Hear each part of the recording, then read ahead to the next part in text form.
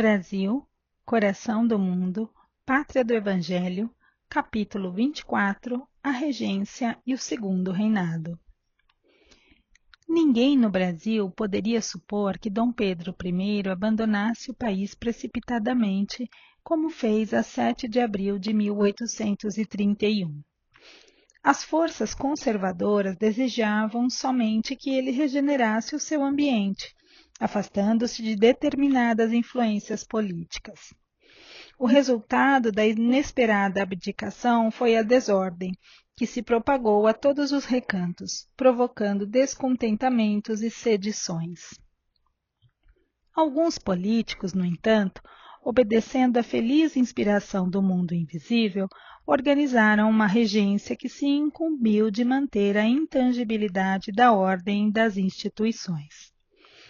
Essa regência interina, com imensos sacrifícios, iniciou seu trabalho de pacificação na Bahia, em Minas e em Pernambuco, onde inúmeros portugueses eram assassinados, sob o pretexto de antigas desforras dos movimentos nativistas.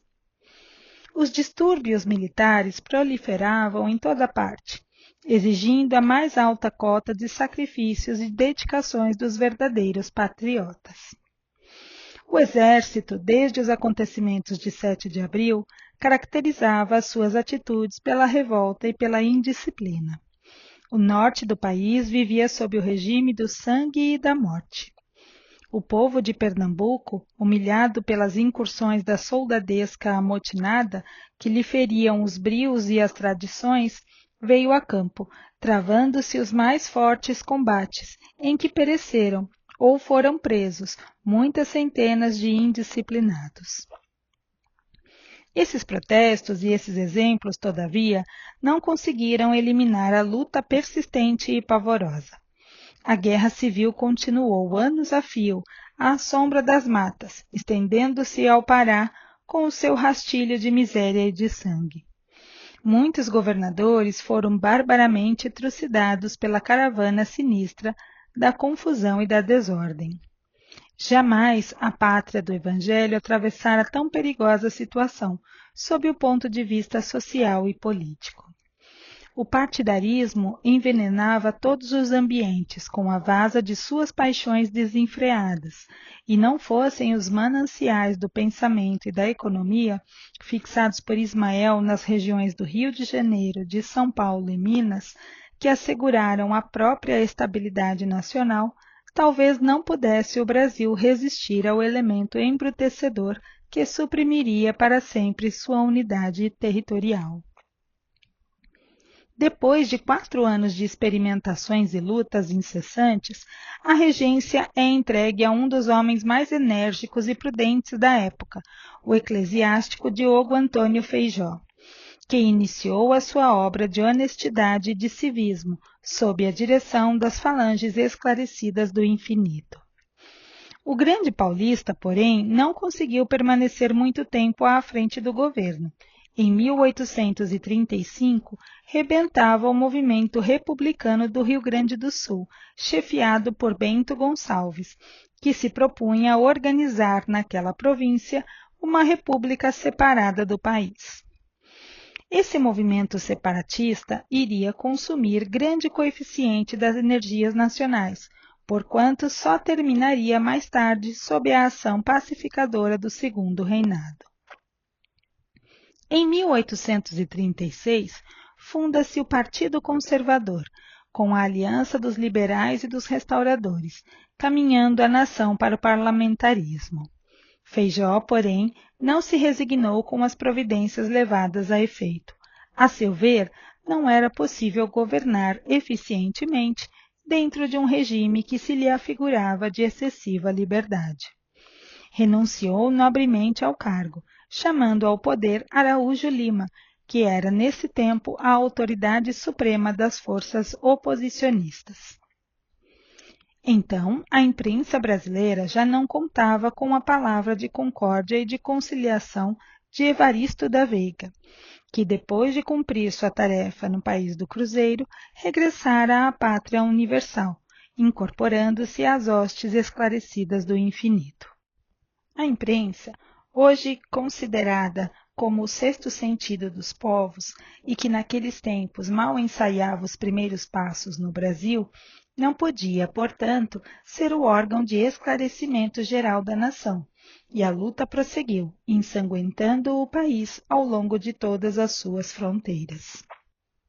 A fusão dos objetivos de liberais e conservadores constituiu a base da opinião livre, que embelezou o regime parlamentar no segundo reinado, estruturando-se a Câmara sob o modelo das praxes e dos costumes ingleses.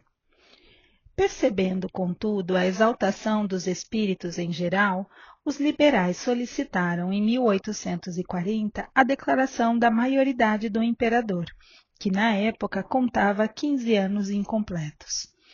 Semelhante acontecimento representava um golpe nos dispositivos constitucionais, porém, todos os políticos reconheciam no jovem imperante a mais elevada madureza de raciocínio e as qualidades que lhes ornavam o caráter. Uma comissão de homens influentes procura-o no Paço Imperial, obtendo seu imediato assentimento. Dentro de poucos dias, foi Dom Pedro II declarado maior, por entre as mais sãs esperanças do país e sob a confiança dos mentores do alto, os quais seguiriam de perto a sua trajetória no trono. A regência ficava assinalada no tempo, como uma das mais belas escolas de honradez e de energia do povo brasileiro. Vivendo numa atmosfera de franca antipatia popular pelas medidas de repressão que lhe cumpria executar, flutuando como um instrumento de conciliação entre as marés bravias do separatismo no sul, os vargalhões impetuosos da opinião partidária nas cidades centrais e as ondas tumultuárias das lutas no norte.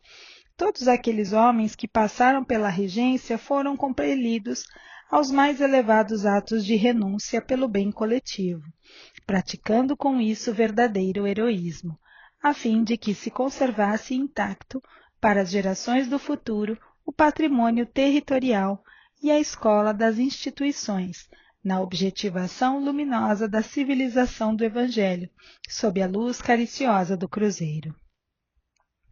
No ano de 1841, foi coroado o jovem imperador. Não obstante a sua condição de adolescente, Dom Pedro II, assistido pelas numerosas legiões do bem que o rodeavam no plano invisível, tomava o cetro e a coroa consciente da responsabilidade gravíssima que lhe pesava sobre os ombros. A sua primeira preocupação administrativa foi pacificar o ambiente intoxicado de sedições e rebeldias. Prestigiando Caxias, consegue levantar a bandeira branca da paz nas províncias de São Paulo e Minas, após os desfechos de Venda Grande e de Santa Luzia. Daí a algum tempo, com a sua política de moderação e tolerância, consegue estabelecer a tranquilidade geral em todo o Rio Grande do Sul, com a anistia plena e com o respeito às honras militares de todos os chefes da insurreição. Depois dos esgotamentos a que o país inteiro fora conduzido pela ação corrosiva dos processos revolucionários, o Brasil ia regenerar suas forças orgânicas dentro de um largo período de paz, no qual as falanges esclarecidas de Ismael, inspirando a generosa autoridade do imperador, argamassariam as bases do pensamento republicano, sobre as ideias de fraternidade e liberdade, a caminho das grandes realizações do porvir. Notas do editor. Nota 151. Diogo Antônio Feijó, 1784 a 1843. Foi um sacerdote católico e estadista brasileiro. Nota 152. Bento Gonçalves. Bento Gonçalves da Silva, 1788 a 1847. Foi um militar, maçom e revolucionário brasileiro e um dos líderes da Revolução Farroupilha. Nota 153. Evaristo da Veiga. Evaristo Ferreira da Veiga, 1799 a 1837. foi um jornalista e político brasileiro.